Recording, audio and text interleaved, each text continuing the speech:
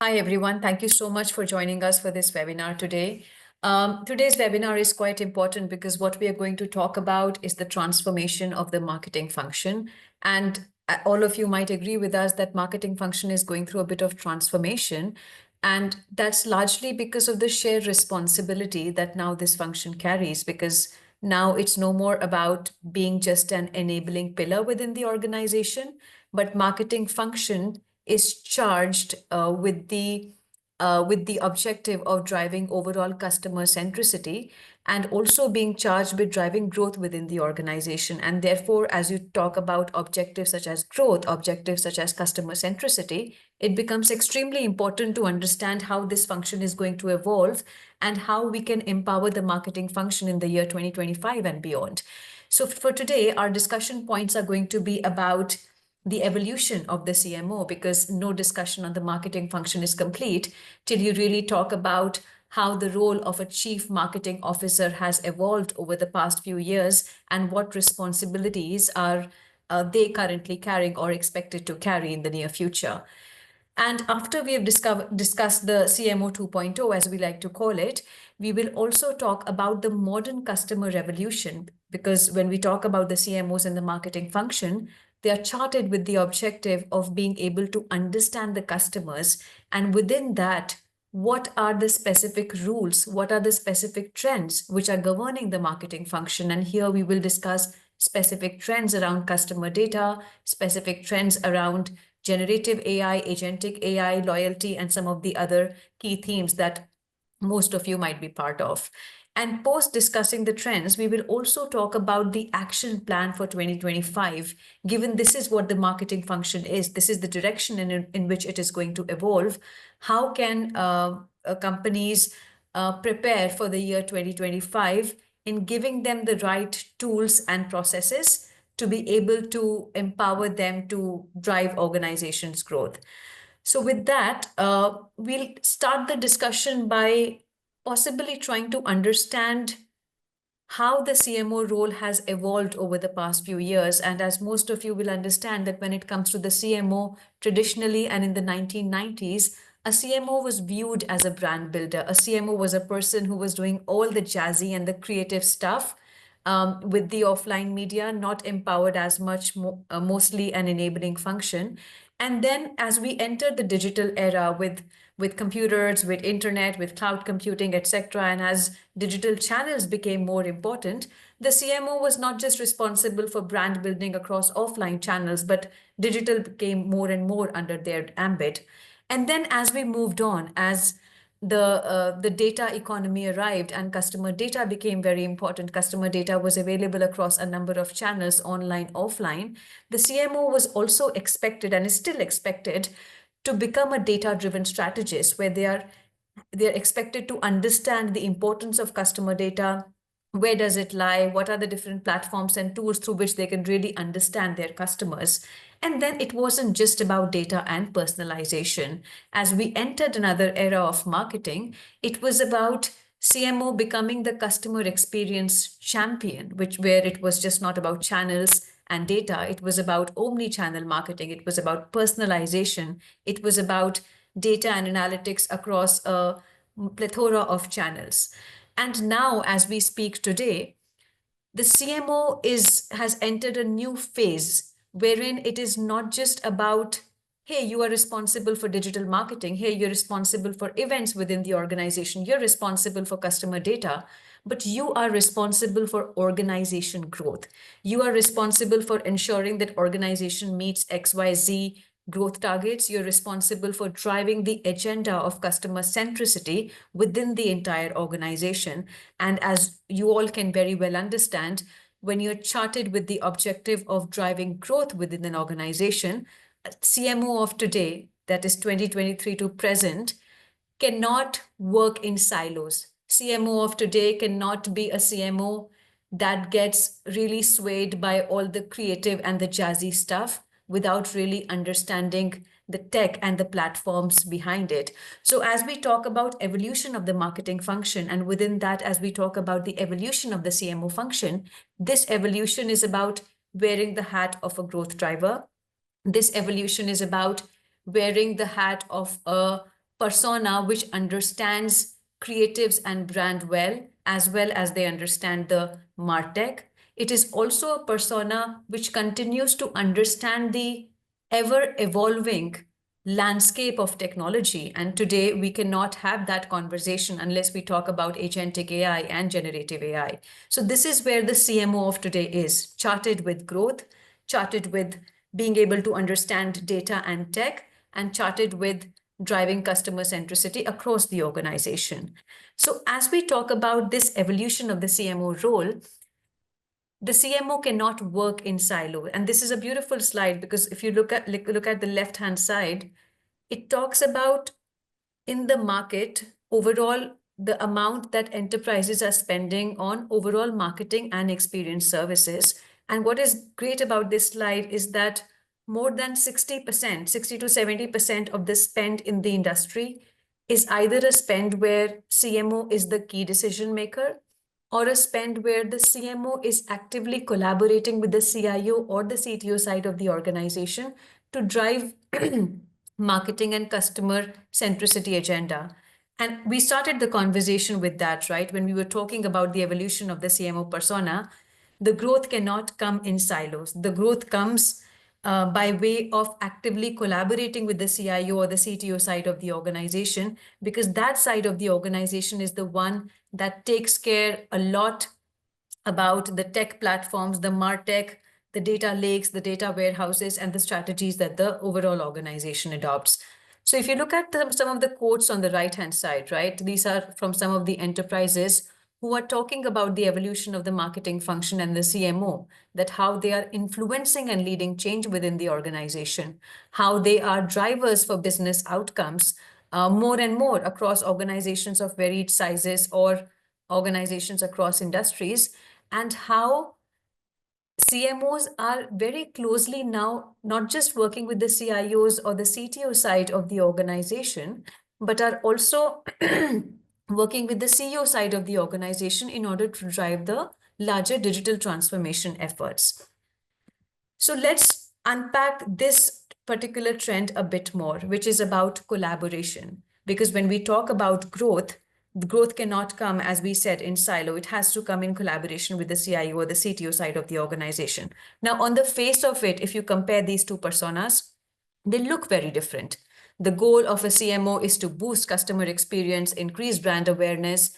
The goal of a CIO or the CTO is very different. It's about operational efficiency. It's about driving innovation. It's about, ensuring the organization has the right platforms, the right digital assets. Even if you talk about the challenges that these two personas face, for CMO, the challenge largely remains understanding the ever-evolving technology landscape, understanding the ever-changing customer trends. For CIO and the CTO side of the organization, the challenges are very different. Integrating new tech, ensuring that the ROI from all the tech investments is very good. Even when it comes to decision-making anchors, they are different. CMOs might sometimes prefer to work with agencies of record. They might have a very strong creatives focus, or very relationship centric with specific set of vendors, specifically when it comes to marketing holding companies. Whereas the CIO, CTO, being operational efficiency driven, is also very tech focused and gets a lot into discussions pertaining to vendor selection. And the success measurements is also very different. The OKRs for CMOs are very different from the OKRs for the CIO or the CTO side of the organizations. So with that, while on the face of it, these two personas look very different, but in our multiple conversations with some of the CMOs and CIOs in the industry, what we have learned is enterprises where collaboration between these two sides is are the enterprises which are really able to drive customer centricity and, most importantly, ROI from their MarTech investments. So some of the quotes that you look on the right-hand side, where 95% of the CIOs are saying that partnering with the CMO improves the organization's overall customer experience, and 93% of them say that it also promotes innovation. So it's very important to understand how the CMO role is evolving and how CMOs are closely collaborating with the CIOs, CTOs, and CEOs within the organization to drive customer centricity. So with that, we also have a poll for you, wherein what we want to understand from you is, as you enter 2025, what are some of the top investment areas for you? Is it digital commerce, loyalty and rewards, all about designing the digital product, improving it in the content space, campaigns, retail media networks, sales enablement, customer service? So we'll wait for the responses, but while we do that, Vaani, Ravi, I'm quite curious to know, what do you think the results are going to be? So from my side, I can say that digital commerce definitely, continues to be one of the biggest markets in the space. And although it has been seeing steady growth, we see a lot of growth in the B2B segment. So that is going to be interesting. And the other area which becomes very important, especially with the advent of Gen AI and all the, plethora of tools in the segment, content personalization is of course is one of the biggest priorities for the CMOs these days. Ravi, what are your thoughts on this? Sure, Vani, I agree with your point of view on digital commerce and content personalization, right? Generative AI has been making quite some noise, but I believe loyalty and rewards is another area which can be a great driver when it comes to revenue generation, right? Yeah. It also tackles the problem of high cost of customer acquisition. While keeping the costs down, it is better to retain the customers, continue to drive business from them. I believe that would be my vote. Yeah, but interestingly, as we look at the poll results, and it does not come as a surprise, digital product strategy and design, and campaign strategy and design, and sales enablement are the three areas which are actually leading, which is quite interesting because, and we keep talking about this in our conversations as well, that almost every business is now a digital product business, whether you talk about healthcare, whether you talk about retail, whether you talk about financial services. So how you are taking care of your digital products, on whether it is website, whether it is some apps that you have built, and continuing to innovate, continuing to integrate, let's say, AI capabilities, continuing to uplift the UI UX part, becomes important. So it does not come as a surprise that digital product strategy and design becomes important. Campaign strategy and design, I mean, reaching your customers, of course, becomes quite important and top priority. Sales enablement, we have seen a lot of investments and conversations around lead generation platforms as well. Vaani, Ravi, we keep talking about that too.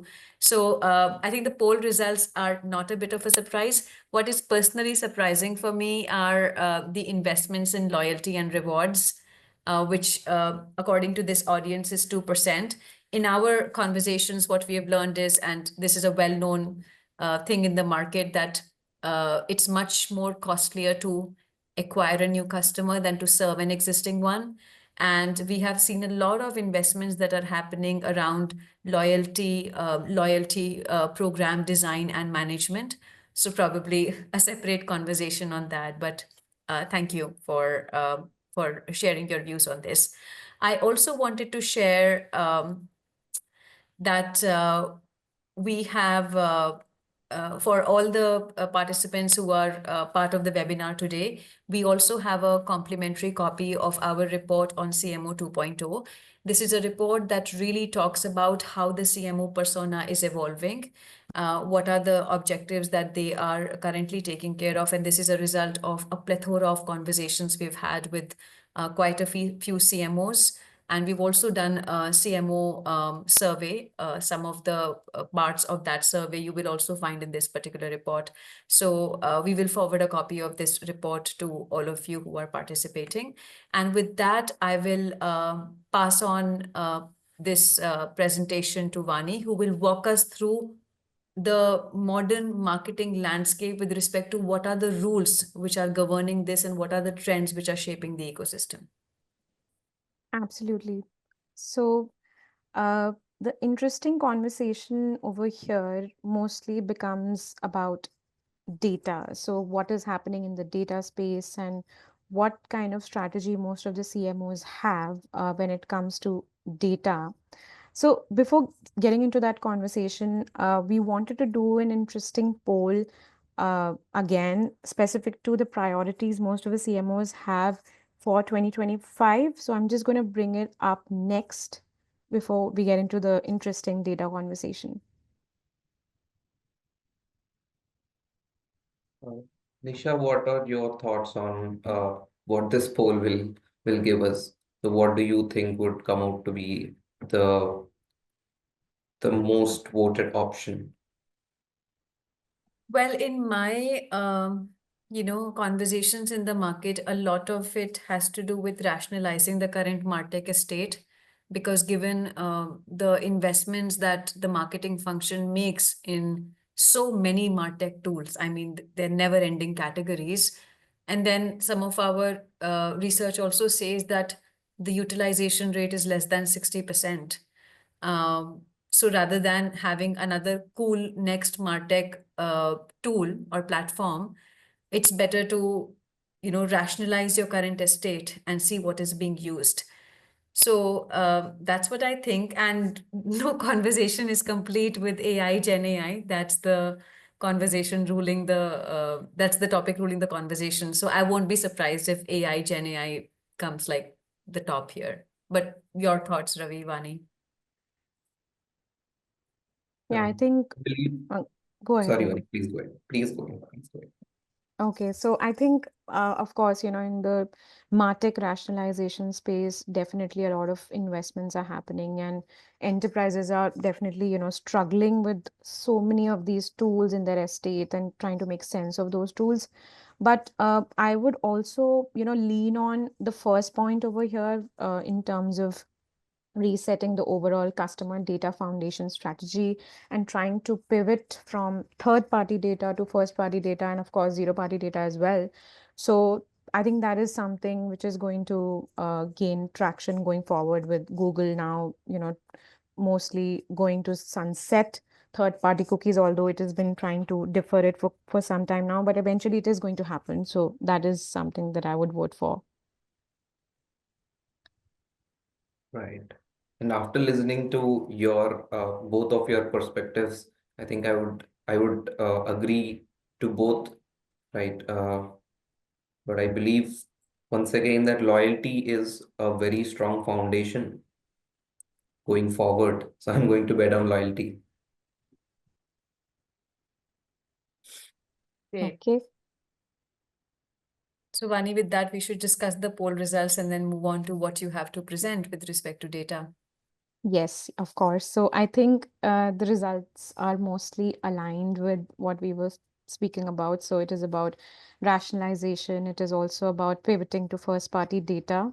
And I think there is a lot of focus on optimizing channel mix as well.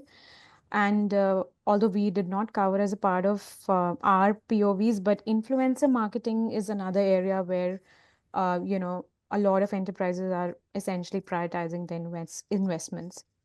So with that, I think we can move forward with the data conversation, which is, becoming very interesting now. And in fact, I did touch upon this as a part of this poll. But essentially, if you see, for decades, marketers have heavily relied on third-party cookies to power targeting, personalization, and measurement. But that era is definitely coming to an end. While Google has been pushing its decision on third-party cookies, it is eventually going to happen. And privacy regulations like GDPR, CCPA are tightening their control over customer data. So if you look at this entire market, and if you just, focus on specific numbers, we see that only 31% of marketers are fully satisfied with their ability to unify customer data, which essentially translates to 69% of them actually struggling with siloed and disconnected data sources. In fact, in most of our conversations, we also found that 61% of marketers are still relying on third-party cookies for targeting. And really, that is a ticking time bomb. Once cookies are gone, retargeting, behavioral targeting, and even lookalike modeling for that matter will become significantly harder for marketers.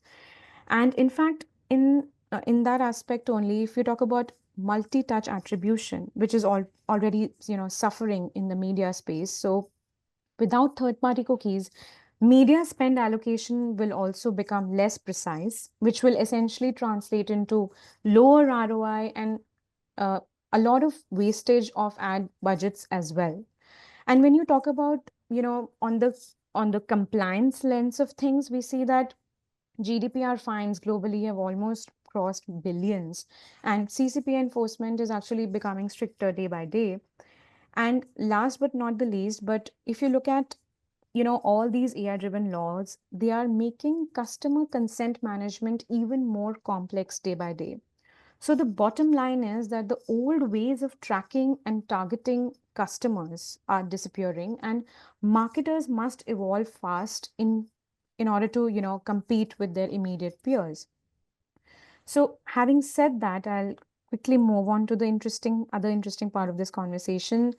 So talking about third-party cookies and, them going away, how do we build or rebuild marketing in a cookie-less world?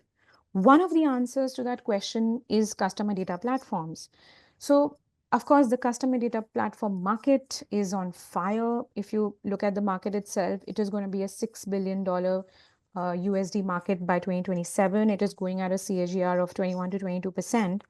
And most of the giants in the industry, such as Salesforce, Adobe, and players like Twilio, are really doubling down on their investments in the CDP space by not just building overarching CDP platforms. They have offerings specific to the B2B segment, investments in composable CDP, and a lot of industry-specific CDPs are also being built by them because of some of the specific regulated industries such as BFSI and healthcare, where data for most of these industries is very different.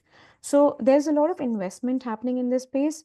And if I just have to point out to, three problems that CDP is solving, first is to do with data fragmentation. Your CDP essentially unifies your data across CRM, analytics, email, and ad platforms. It does privacy compliance, so it essentially enables GDPR, CCPA compliant data collection and storage. It definitely does real-time personalization, which is the core of the platform. So it powers AI-driven insights for predictive targeting and engagement. We have also listed down some growth drivers for this market in addition to the core benefits. So we see a lot of traction in the composable CDP market, wherein, unlike traditional monolithic solutions, modular CDPs, which essentially allow businesses to customize and integrate only needed functionalities, are gaining traction. In the media space as well, so programmatic buying and AI-powered targeting is also being fueled by CDPs. Account intelligence for B2B as well is one area where, adoption of CDP is gaining a lot of traction. And I think I did touch upon this, but yeah, verticalized solutions such as CDP for healthcare, CDP for BFSI are gaining a lot of traction. So in short, brands are investing heavily in the CDP space. And if they are not, then again, they are not really competing with their peers in the space when it comes to overall scalable personalization for their customers.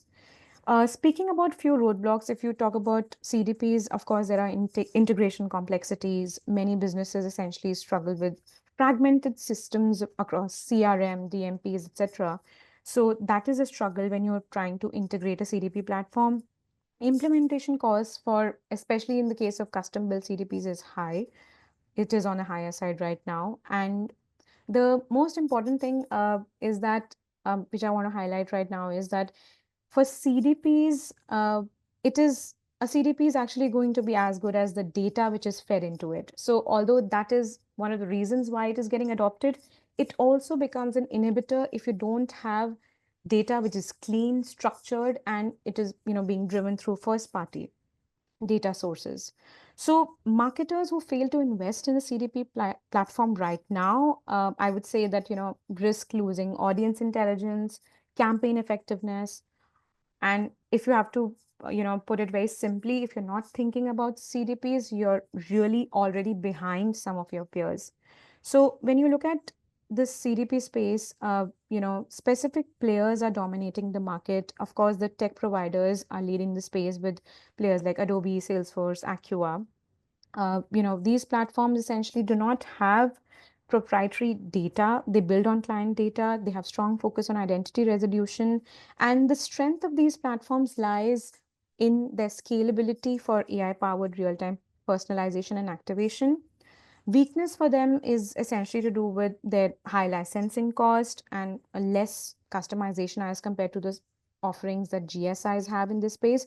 So, what GSIs are doing in this space is also very interesting. Most of the GSIs are coming up with their own CDP platforms, or in the case of building a custom CDP, GSIs are definitely, having an edge over other players. So they have mastered the skill of creating custom CDPs for specific industries. That is where their strength lies. They also do not have access to proprietary data. They build on client data. They rely on external identity solutions. But customization is one of the biggest strengths that they have. And since they build a lot of custom CDP solutions, the implementation cycles of GSIs is longer, which turns out to be a weakness for them. And the third category, which is very interesting over here, is most of the agency brands. So, with the likes of Axiom, Epsilon, or even Mercury for that matter. These companies essentially have been very strong in the data foundation market. They have their proprietary data, third-party data sets, and that is one area where they've been focused on for so many decades. In fact, this over reliance on third party data is actually going to become a weakness for them going forward. But when you talk about customization, these companies are not building solutions which are custom built from scratch, but they are mostly building plug and play solutions which are easily adoptable by clients. So these are some of the areas where most of the players are present in the CDP space. So what is the game plan, right? Third-party cookies are fading away, CDP is there in the picture, but what is the game plan for the CMOs or the marketing department? So as we study the market, we understood that there is a five-step framework which essentially most of the CMOs need to focus on in this overall privacy-first era. So first of all, it is about your data audit and infrastructure assessment. Before you build any kind of future-ready data strategy, you need to understand your current data landscape. This step is all about taking stock of where your data sits, how it is being utilized, and what needs to change in your data estate. So, identifying dependencies on third-party cookies, mapping data silos, and assessing the governance model and security compliance in your data audit reports is going to be very important. The second point over here is to shift to a first party and zero party data collection model. So data collected directly from customers with consent management is going to take the front seat, and that is going to be very important if you want any kind of competitive advantage in this space. So in consent-driven strategies is really going to be important. So creating roadmap for collecting first party and frameworks for collecting zero party data is going to be very important. The third aspect of this is to do with adopting AI and predictive analytics tools for targeting. So with cookies disappearing, AI and predictive analytics are going to be the backbone of audience targeting. So machine learning can really help marketers replace a lot of cookie dependency. And the other thing which is going to be important is to, of course, strengthen your data integration and measurement. So death of cookies means marketers must rethink how they track performance and optimize spend that they do in the marketing space. So of course, spending on or identifying the right CDP platform for your organization is going to be important. And strengthening your cross-channel attribution models is going to, be very essential for your long-term strategy, because moving beyond traditional models of last click attribution and adopting a lot of AI-driven measurement strategies is going to reflect on your future investments and the ROI that you get from your future investments, essentially. And the fourth part of this conversation is to do with, transitioning to privacy first marketing. So the final piece actually is, the final piece of the puzzle is actually about privacy first marketing. So data privacy is not just a legal issue, it is a brand trust issue. So consumers today, demand transparency, control, and ethical data practices. So it is not just about, complying to these regulations, but your brand is going to be built based on the level of focus you have on first party data. So aligning marketing strategy with global privacy regulations is going to be a hygiene factor, and implementing consent management platforms. And other thing which becomes very important is that you need to move from a tracking based model of customer data to a value driven model. So creating frameworks for customers to opt in for sharing their data, or incentivizing customers to share their data, is going to be very important in your future strategies. So just as a takeaway from this section, we would say that where is this heading, right? What we predict is that consent first marketing will definitely become a norm. So opt in engagement will replace a lot of passive tracking that is currently being done for customer data. Customer transparency and trust will definitely drive brand loyalty. And the second part of equation is to do with first party data and how it is going to become, the new competitive advantage for enterprises. So 71% of enterprises are actually increasingly investing in first party data collection. And of course, CDP will become a default, as in, anyone who wants to do personalization in the MarTech space. So for data unification and activation, CDP is definitely going to become a default. So moving from here, the next conversation, which becomes very interesting, and I am definitely excited myself about this, is about the MarTech overload. It is the next big problem in the overall marketing landscape. So if you have been tracking, of course, most of the people joining here would have been tracking this space closely, and so have we. If you see this entire market, we see that, early in 2000s, we had fewer than 100 MarTech platforms. And today that number has exploded to almost 14K, which is phenomenal. I mean, that's like a 140x growth. Yet more tools are not really leading to better results. So 68% of CMOs admit that their MarTech stack is underutilized. And in fact, 25 to 30% of these CMOs budget is spent on MarTech, but ROI definitely remains unclear for them. So we are in an era of MarTech rationalization, and instead of, stacking tools, smart marketers are focusing on vendor consolidation, so retiring redundant tools, cross-functional integration, breaking down silos between marketing, sales, and CX, and ROI-driven tech investment. So focusing on platforms that are directly impacting overall revenue growth is taking the center stage. So the next wave of MarTech will be essentially, smarter, leaner, and ROI driven. And more tools are definitely not going to translate into better marketing. So, if you look at some of the challenges that we see in the market when we, spoke to most of the CMOs in this space, we see that they are, struggling with overcrowded and fragmented tech stacks. They're struggling with justifying ROI and measurement impact for these MarTech tools. And they're also struggling with a lot of privacy, compliance, and security risks. So data regulations, which are governing globally, are increasing scrutiny on how data is collected, stored, and processed. So non-compliant tools pose a lot of legal and financial risk for the enterprises. The other thing which keeps coming in most of our conversation is the vendor sprawl and overlapping capabilities. So companies often overspend on tools that offer similar features and redundant features for that matter, which becomes uh, which is essentially not of any use for most of the people in the marketing team. The other part of the conversation, which is important, is lack of skilled professionals. So CMOs report difficulties in hiring talent. So, you have the right tools, you have the uh, tools selected for you, which are essential for your organization. You have probably also understood about how to, measure ROI from these tools.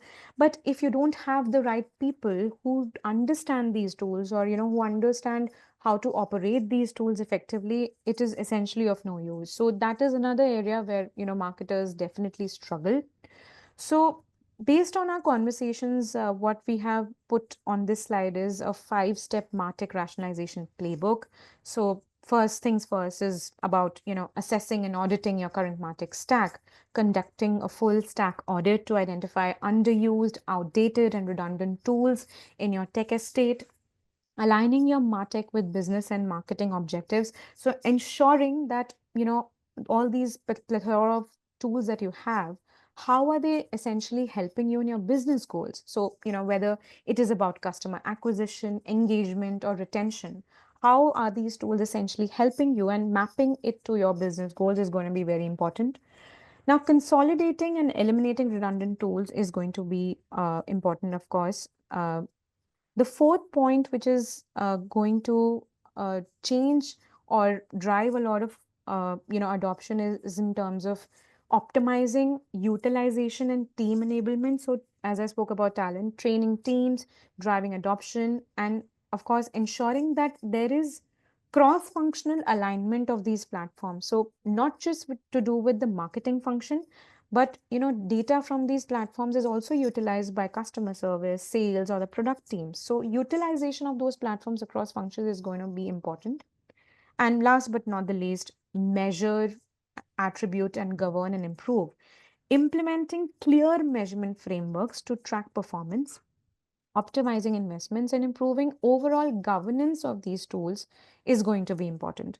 So if we talk about the key takeaways from this section, as far as our insights are concerned, we would say that, MarTech rationalization will definitely accelerate. Enterprises will cut redundant platforms, and we are essentially moving to a framework where, as they say, less is more, which is going to dominate the MarTech investments. And the second part of this conversation is about MarTech moving beyond marketing, as I spoke about different, functions adopting MarTech. So MarTech will evolve into this total experience tech, wherein marketing, sales, customer service, product development will merge into one unified CX strategy. So to sum it up, I would say that future belongs to marketers who embrace data-driven, privacy first, and tech rationalization focused strategies. And whoever is not able to tap into this opportunity will definitely lag behind competitors. Now, Yeah. since we spoke, yeah, I think Funny, what I Nisha was had, thinking was yeah, that we could pause now for a couple of questions that we've also sure, received.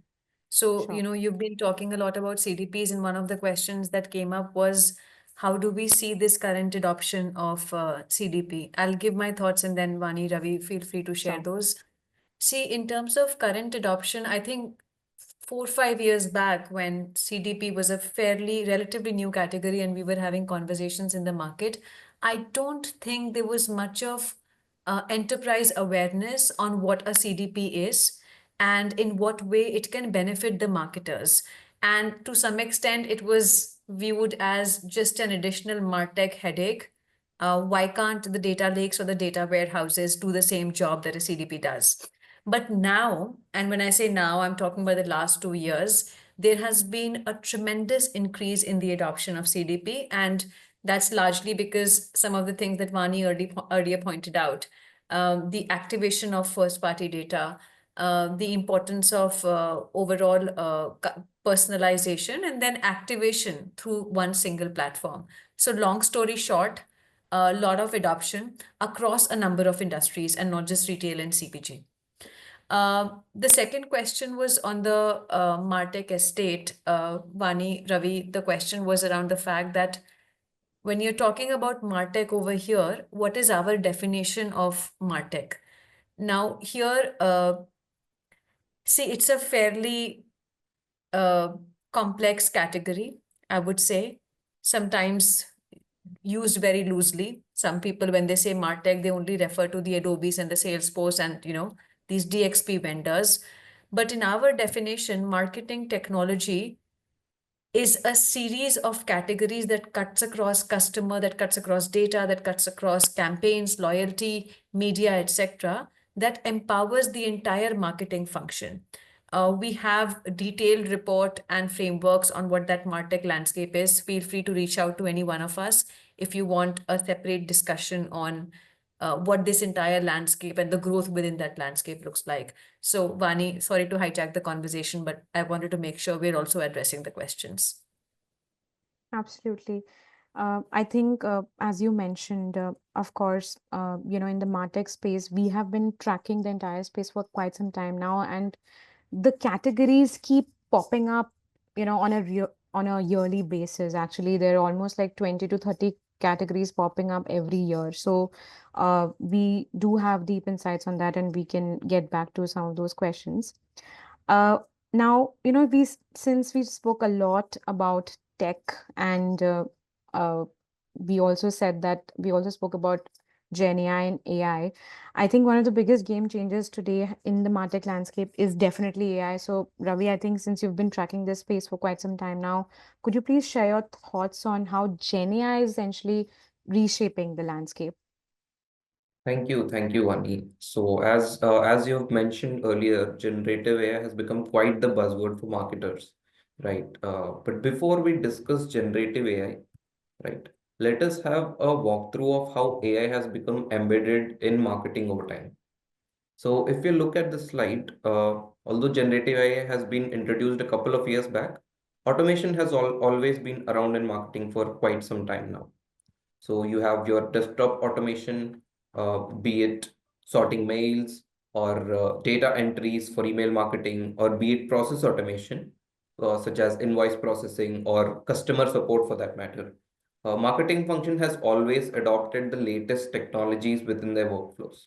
And true to that statement, AI adoption has seen large strides when it came to personalization, right? Content recommendations, pattern recognition. When we talk about generative AI has definitely accelerated content generation to a great extent, right? It has also unlocked multimodal abilities. So the areas of application we will cover in a bit. At this juncture, I think systems have the ability to understand our queries and respond accordingly, right? As things continue to develop in this field, we can expect an advanced level of AI, which currently we're calling it artificial general intelligence, right? Which can understand and learn the context and make exceptions accordingly.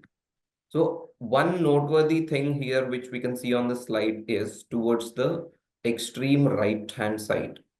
So as the intelligence increases, the human involvement in the marketing workflows kind of decreases.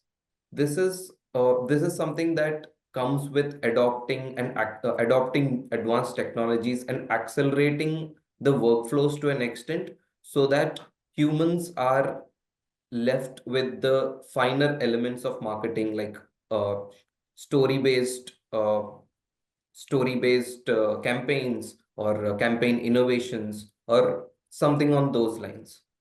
But right now, generative AI is gaining a huge traction. So even before we go into what are the use cases of generative AI that we are seeing, let's quickly look at one of our CMO survey reports, right? So the CMO survey report is a market report that is coming out soon. We had a respondent base of around 600 enterprise marketing leaders and CMOs to capture some insights on certain topics like generative AI, data, marketing channels, insourcing and outsourcing priorities, right? So with that being said, let's see what our respondents had to say about generative AI adoption. So as you can see, 97% of the leaders surveyed are using generative AI in some capacity. But when we rank them on the big bets shown on the screen, most of them believe that generative AI has a huge role to play when it comes to content and creativity, as you can see in the rank 1 and 2 here, followed by leveraging insights. If we look at the numbers here, close to 60% of the respondents say that these are their focus areas when it comes to adopting generative AI. What does this indicate? This indicates strong focus in strengthening the content part of it, the creative part of it, and this indicates a focus on efficiency and speed, right? In this era of data-driven marketing, like Nisha has uh, started off the conversation with, moving on to these crux and core points of marketing, such as creativity and content, like we see here. These are the things that CMOs are primarily focusing on. And apart from that, while it is too early to say right now, there might be advanced use cases of generative AI going on in the future. But the underlying theme that is coming out here is that there is a higher focus on efficiency and speed. We're going to dissect why that is very shortly. But before that, we would like to know what is the extent of adoption through a poll. So in this poll, right, you can see certain options of how far is your organization's investments in generative AI is currently at the moment. It should be really interesting to watch the results. Uh, any comments or thoughts, Nisha, Vaani? I think we are past the stage where companies were just, and a large number of companies were just investing in it. Were just like investing in POCs, etc., to experiment. We are at a stage where companies have either started to move towards pilot, or a large number of companies have also moved towards the implementation phase. So, as I'm speaking, I'm also seeing the results. It's more towards trial and pilot phase, and well, a large extent is also towards implementation phase. I'm surprised to see that there are certain organizations where there is no planned investment. But we see generative AI as a fairly formidable force, which has so much of potential, and especially within agentic AI, to transform the marketing function, just not just in ways of what can be done, but in ways of how a marketing function is thought of, what are the processes that they adopt, and how the function is generally run. So yeah, those are my 2 cents, Ravi. Thank you, Nisha. I couldn't agree more here. So let us quickly move to the use cases that we have when it comes to generative AI. So here we have a framework which we have developed. On the vertical axis, we have the potential impact low to high. And on the horizontal axis, we have the ease of adoption low to high. So here we are trying to we're trying to segregate the use cases of generative AI and marketing according to this framework, wherein what could be the quick wins. If you look at the top right corner, you see the quick wins. So these are the use cases that have a high potential and high ease of adoption. High potential here, we can include instant ROI, or instant acceleration of certain workflows, and high ease of adoption, how easy it is to implement these, how easy it is to gain that particular advantage from the use case. Very interestingly, uh, the true to its nature, generative AI has higher adoption in the content domain if we look at it here. So we can see text generation, we can see audio generation, video content, UI UX creation, which is very natural, we say. And these are the low hanging fruits, which we can call them. So these are the things which can be easily implemented. These are things which have a higher potential when it comes to driving ROI. Followed by the educate part. So this is the region which has low potential, kind of very slim when it comes to the ROI part, but very high ease of adoption. It is quick to adopt. So here also we see a lot of content facing workflows here. We also see lead generation. We also see commerce cataloging here. So basically this is the area in which enterprises or service providers have already started venturing into, right? But the market has not yet been educated about them. That is why we are calling this part of the matrix as educate. Uh, when we go to the left side of this matrix, the evaluate part, potential is really high. So we have customer segmentation, product recommendation engine, buyer persona identification. So these use cases, they need considerable investments to generate some kind of ROI. Hence, it is better to evaluate them before investments go into it. And finally, we have the last segment here, weight. So these use cases currently have low potential and low ease of adoption, but that is the current statement. This can change in the future as the technology gets more advanced. So ultimately, what we are going to, what lies ahead for generative AI is that generative AI will cease to be a differentiator. Generative AI will become a hygienic factor. Enterprises that are faster in identifying these potential use cases, they will enjoy faster time to market, higher ROI, while avoiding low impact experiments. And additionally, generative AI will also act as an accelerator for human creativity. Yeah. So, And while with that, Ravi, I'm sorry to interject. I think generative AI is, as Ravi said, super important, very important to invest in, very important to look at agentic AI, extremely important to look at if some of the enterprises are joining, what are the investments that your service partners are making when it comes to some of the frameworks and solutions around agentic AI, because we've seen some really interesting examples in the industry which really reduce time for a lot of marketing processes by a significant number. We are cognizant of time. It's 7 minutes that we have left. So what we will do from here is we'll speak a bit about loyalty, because I think it's an important topic to talk about. I know when we did this poll, the focus on loyalty was not as much as we would have liked it to be. But if we were to leave you with a few thoughts on the loyalty equation, I think it's becoming an extremely important area for enterprises to invest in. Within that, enterprises are looking at loyalty program design. Enterprises are looking at the loyalty platforms that currently exist within the organization, and also what are the best ways in which they can use various processes and technologies like AI, like data and analytics, and even principles of gamification in order to woo the customers and retain them. So that's one of the segments that we wanted to speak about. And the other area that we quickly wanted to wrap up this conversation with was around the action plan for 2025. So wrapping up our conversations, we started this conversation with, how the marketing function is changing with respect to CMOs being the growth orchestrators.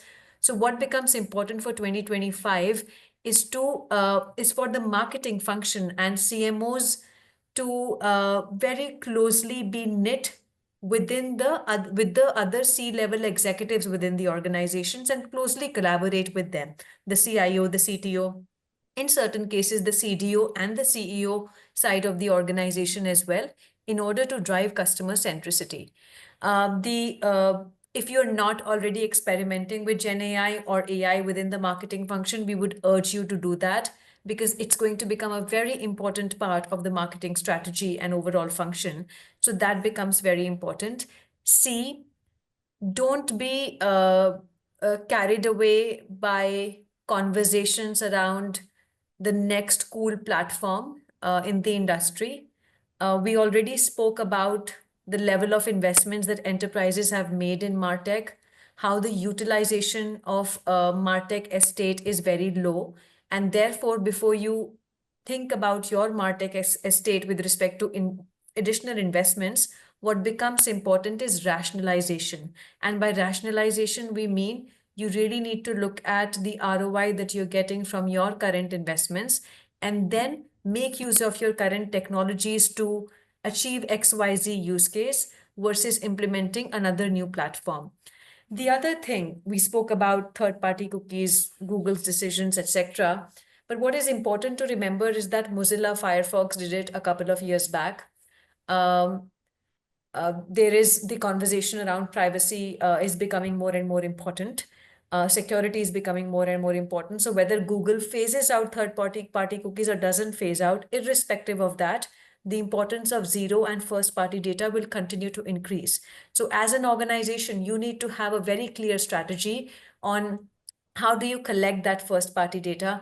How do you activate that across channels? How do you even activate zero party data? So reimagining your data estate becomes a very important priority for the year. Focus on retention over acquisition, where the entire loyalty conversation comes into picture, is again an important theme for 2025, and given the overall macroeconomic scenario it is. And we did not speak about this, but the category of influencer marketing is becoming so important for marketers, specifically if you have to uh, reach to very niche segments, niche geographies, niche categories.